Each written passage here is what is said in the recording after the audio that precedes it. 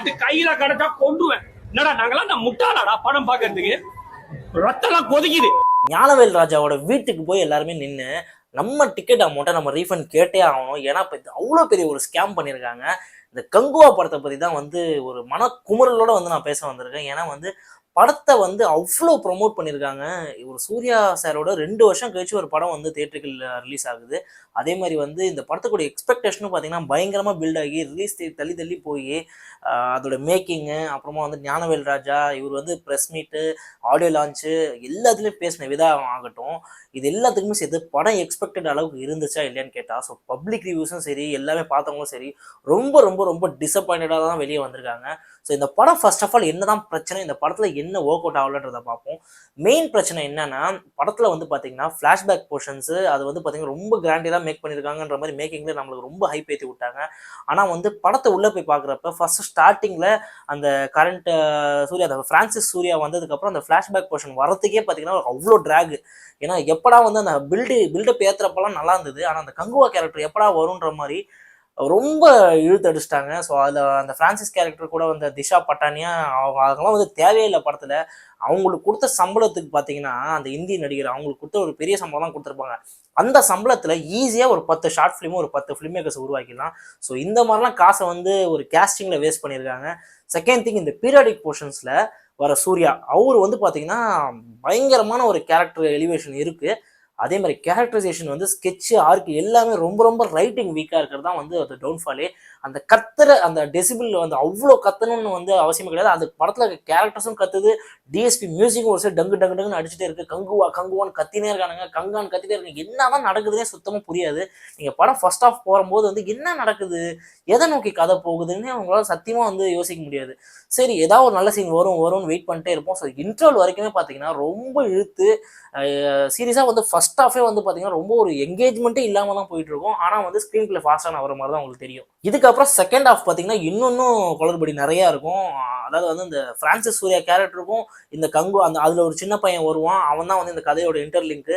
இதெல்லாம் வந்து எதுக்காக எடுத்தாங்கன்னே தெரியாமல் அந்த பீரியாடிக் போர்ஷன்ஸ் உள்ள ஃபுல்லாக ட்ராவல் ஆகி அந்த பாபி டியால் கேரக்டரும் சரி, இந்த கங்குவா அவங்க ஒரு தனி ஒரு பெருமாச்சின்னு ஒரு ஐலாண்டு, இன்னொரு 4-5 ஐலாண்டு, அதெல்லாம் வந்து பெருசாக வந்து அந்த கதை வந்து பார்த்தீங்கன்னா ரைட்டிங் ரொம்ப வீக்காக இருக்குது. அதனால தான் வந்து பார்த்தீங்கன்னா 2 இதை கேரக்டரை வச்சு வில்லன் ஹீரோ இவங்க 2 பேருக்குள்ள நடக்கிற கிளாஷு வாரு.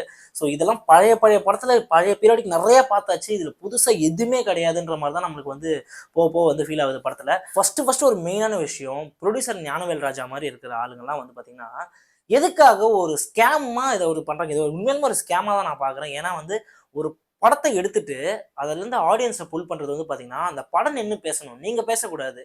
அதே மாதிரி ஒரு நல்ல படத்துக்கு அதோட வரவேற்பு சக்ஸஸும் அதுவே தேடிக்கும். ஆக்சுவலாக இந்த மாதிரி ஒரு படம் எடுத்துட்டு நீங்கள் வந்து மேக்கிங் வைஸ் ரொம்ப ஆகாவோன்னு வந்து தமிழ் சினிமாவில் வந்து இது வரைக்கும் பேன் இந்தியன் சினிமாவில் இந்த மாதிரி ஒரு சினிமாவை பார்த்துருக்க முடியாது, இந்த மாதிரி ஒரு சினிமாட்டோகிராஃபை பார்த்துருக்க முடியாது. எல்லாம் அடிச்சு ஊற்றுனீங்க. அதே மாதிரி நீ எதை வேணாலும் மன்னிப்பேன், ஆனால் இதை மட்டும் மன்னிக்கவே மாட்டேன்.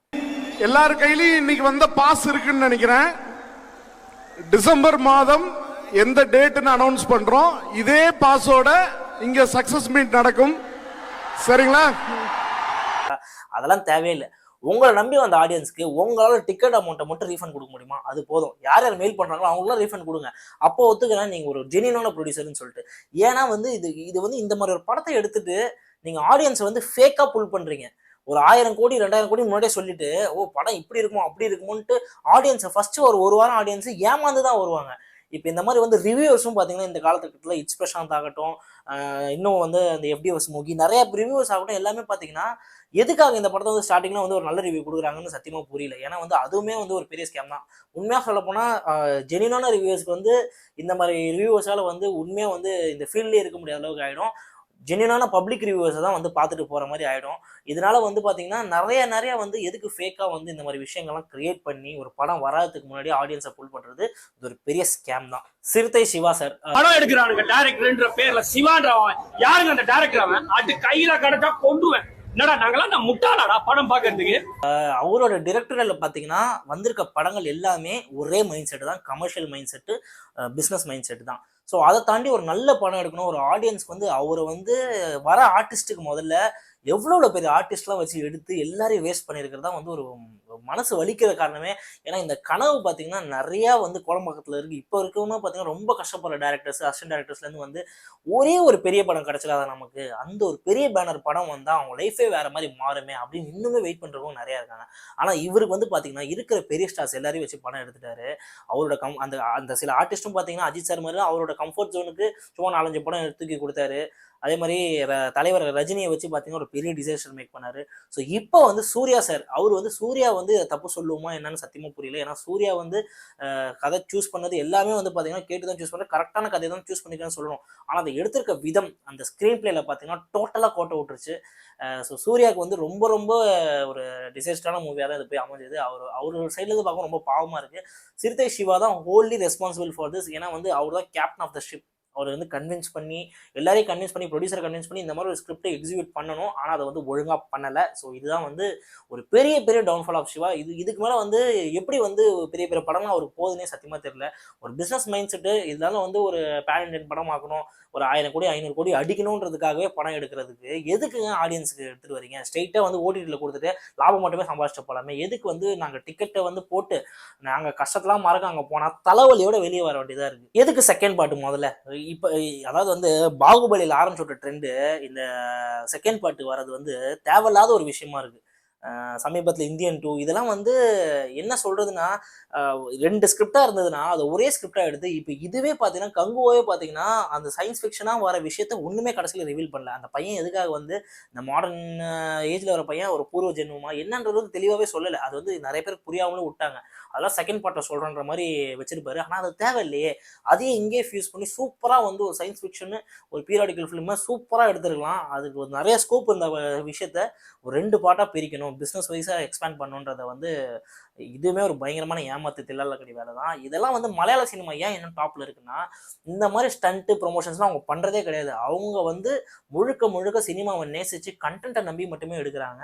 ஸோ அதனால தான் அவங்க வந்து இன்னும் ஒரு மேல் இடத்துல இருக்கிறாங்கன்னு, ஒரு மரியாதைக்குரியான இடத்துல இருக்காங்கன்னு சொல்லலாம். தமிழ் சினிமாவை இந்த மாதிரி வந்து ப்ரொடியூசர்ஸ் வந்து இந்த மாதிரி வந்து ஸ்கேம் பண்ணி கெடுக்கிறது வந்து இதுக்கு மேலேயாவது நிறுத்தணும். ஸோ தயவு செஞ்சு ஒரு படம் எடுங்க. அது நார்மலான படமா இல்லையான்றது வந்து, நல்ல படமா இல்லையான்றது வந்து மக்கள் முடிவு பண்ணிக்கிட்டோம். அதே மாதிரி நீங்கள் ரொம்ப ப்ரொமோஷன் பண்ணி ஃபேக்காக பண்ணி இப்போ ஆடியன்ஸை பில்ட் பண்ணணுன்ற அவசியமே கிடையாது. ஸோ மக்களும் ஏமாந்து போய் காசை போட்டு இந்த மாதிரி வந்து மனக்குமுறல் உண்டாகணுன்ற வந்து அவசியமும் கிடையாது.